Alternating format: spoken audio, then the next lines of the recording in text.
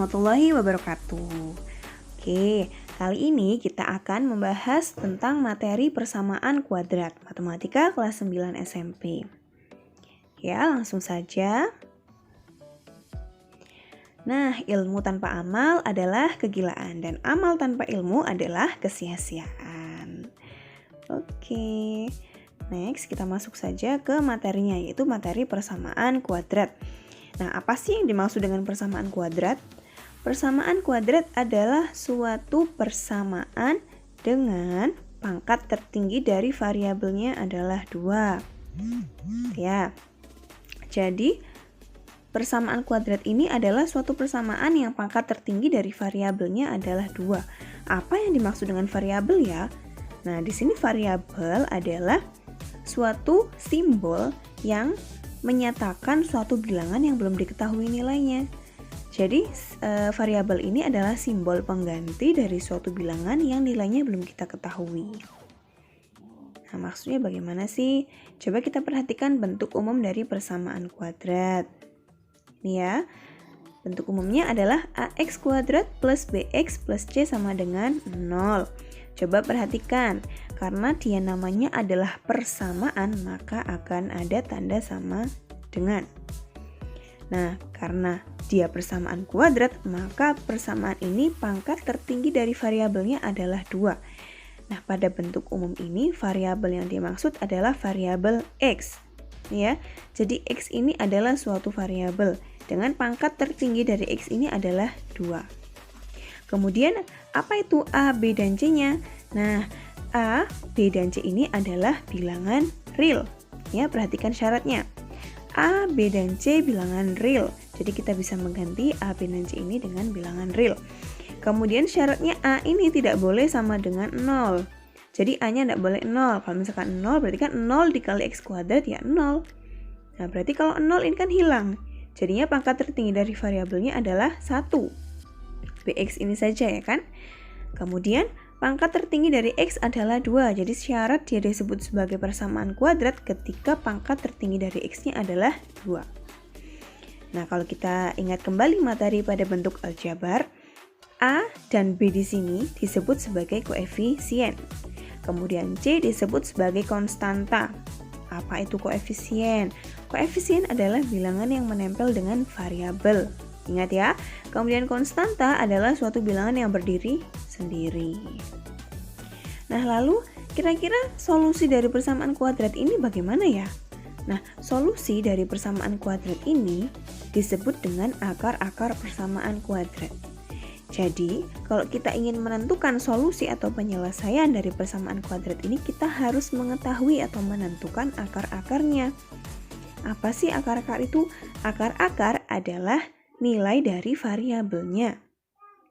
Ya, jadi kalau kita mau menentukan solusi dari persamaan kuadrat ax kuadrat plus bx plus c sama dengan 0, maka kita perlu menentukan nilai dari variabel x. Nah, jadi yang disebut solusi adalah nilai dari variabelnya. Seperti itu ya. Oke, coba perhatikan. Nah, di sini saya sudah punya tabel contoh dan bukan contoh persamaan kuadrat.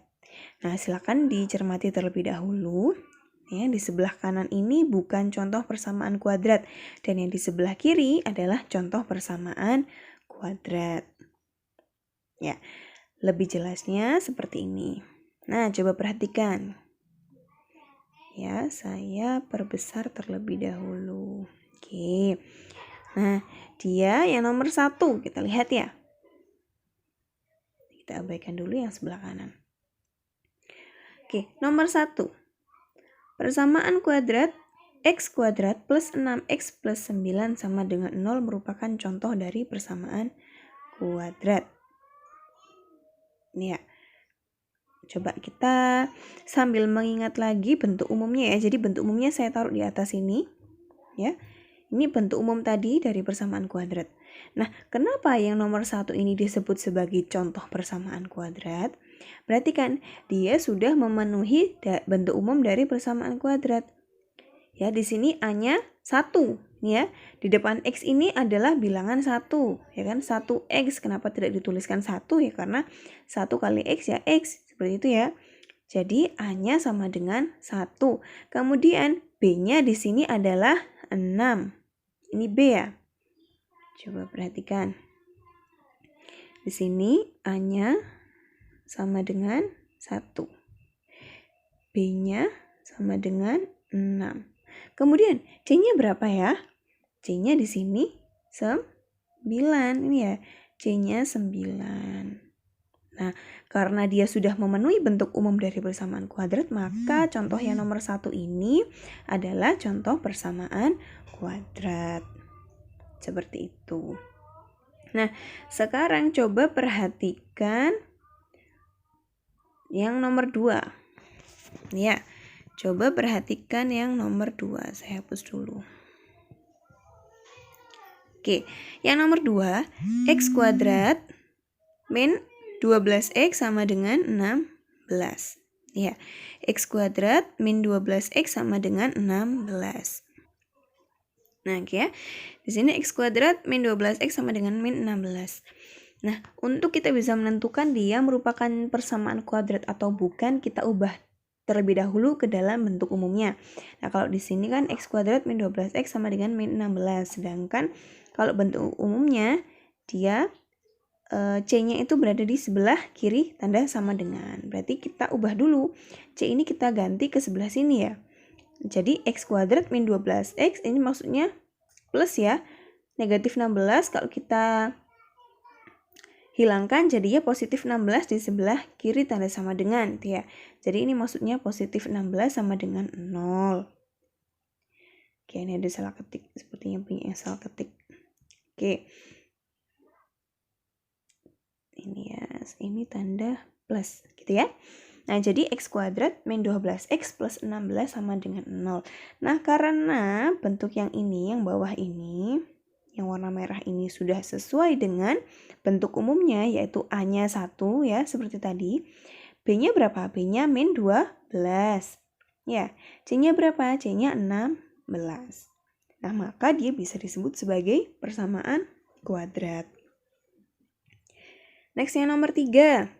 Nomor 3, min 10X plus X kuadrat plus 25 sama dengan 0.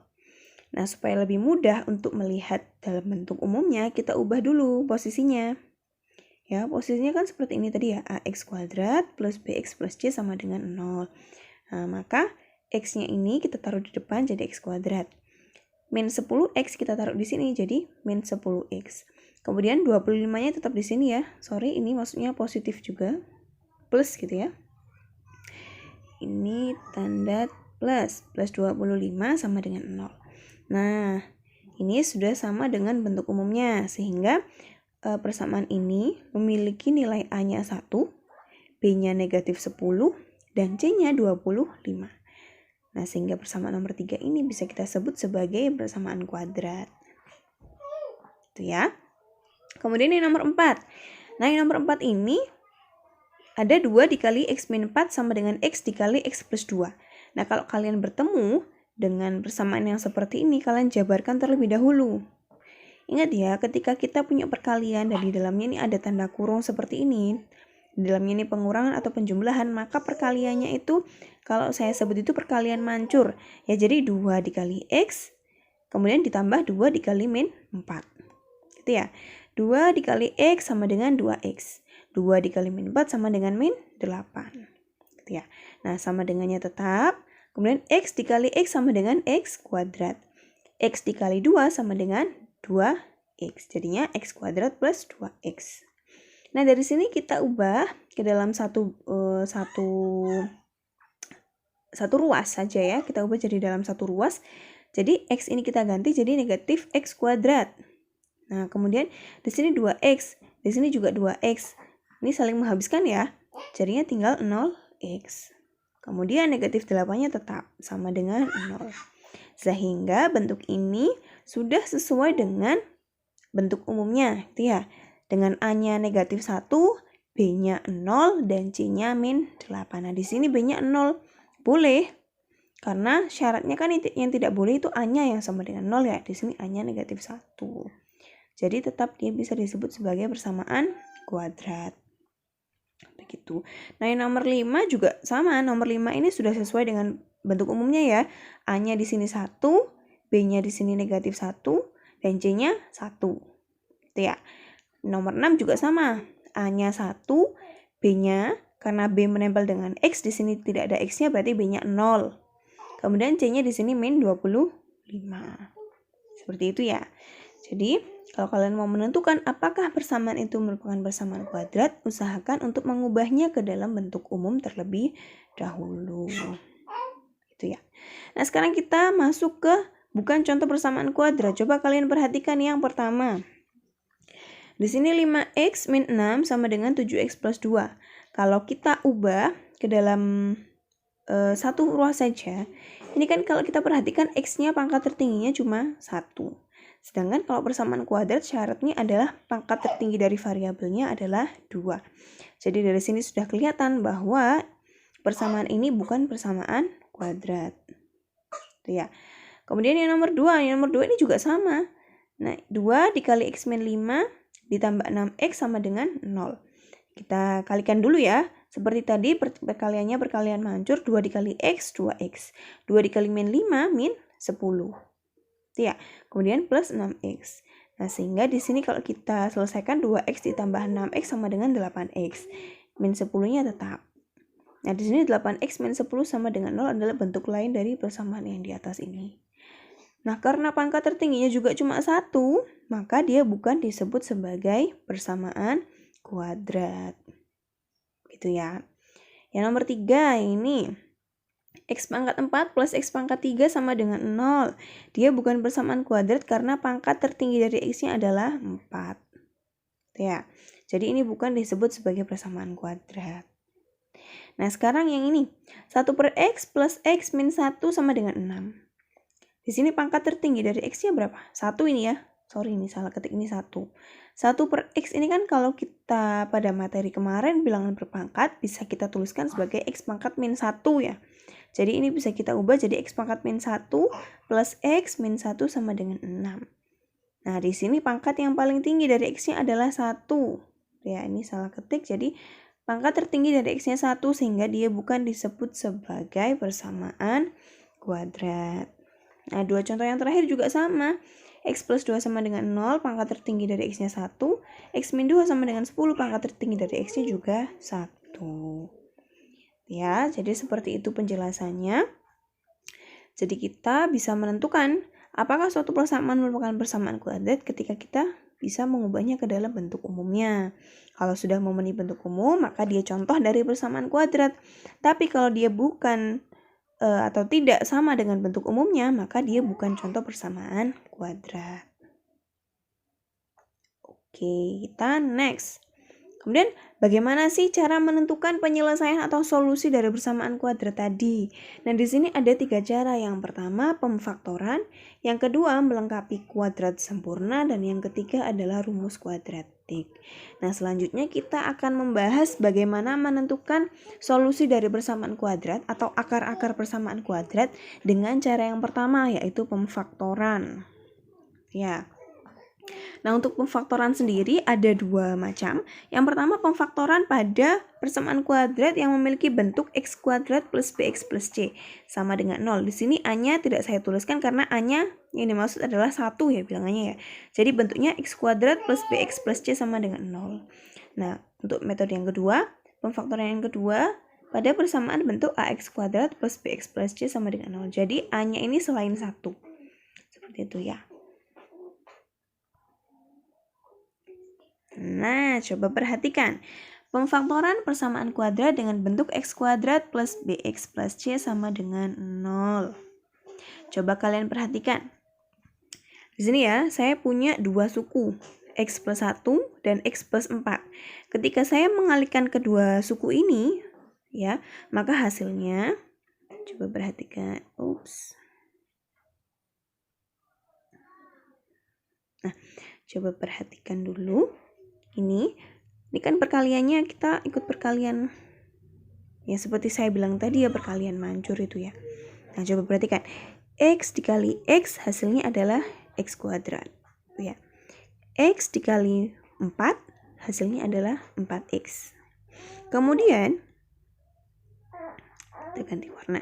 1 dikali X sama dengan X. 1 dikali 4 sama dengan 4. Nah, itu ya cara mengalikannya seperti itu.